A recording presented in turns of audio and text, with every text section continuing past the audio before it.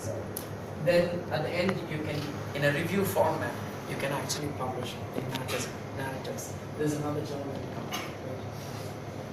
So that's the solution. I think say one thing at a time, and to be honest, and you can publish in this way, orphan, negative, and confirmatory, continuing data. And it's pre-publication review, so we do triple blind peer review, and once we publish, the others can also review this paper. And then you can extend, as I said, and you can come back, and in the meanwhile, others can also come and extend their data. So imagine you're the Fleming and you're doing this. There's a chemist who says like, wow, that seems interesting. I'm going to isolate this compound.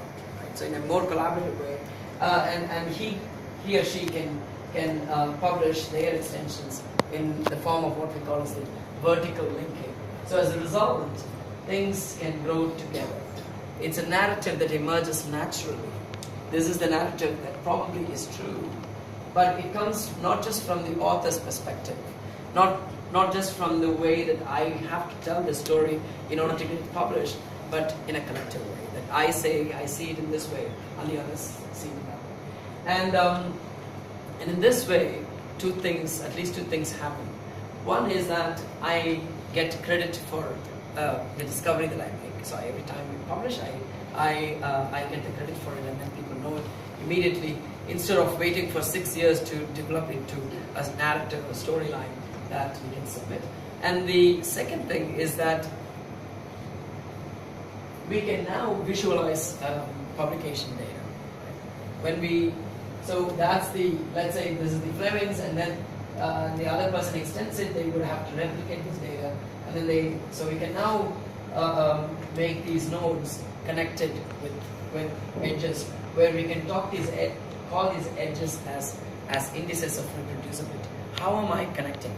Am I citing this paper? It's more like citation. But then when you cite a paper, whether you cite it in introduction or in methods or in results, it all has the same value, that there is one line of citation in the reference.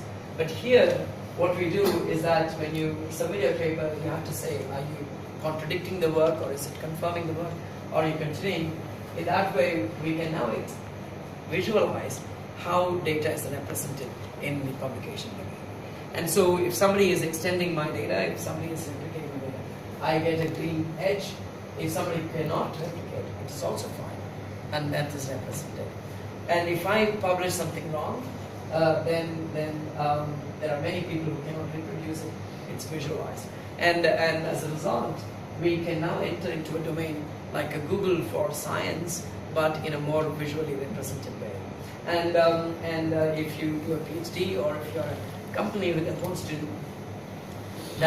to look for, or you want to invest into a biomarker, for example, you go and search, right? And instead of just having any data, any Google, you have just sets of results. But here you have results that visualize and tell you that is more reproducible network.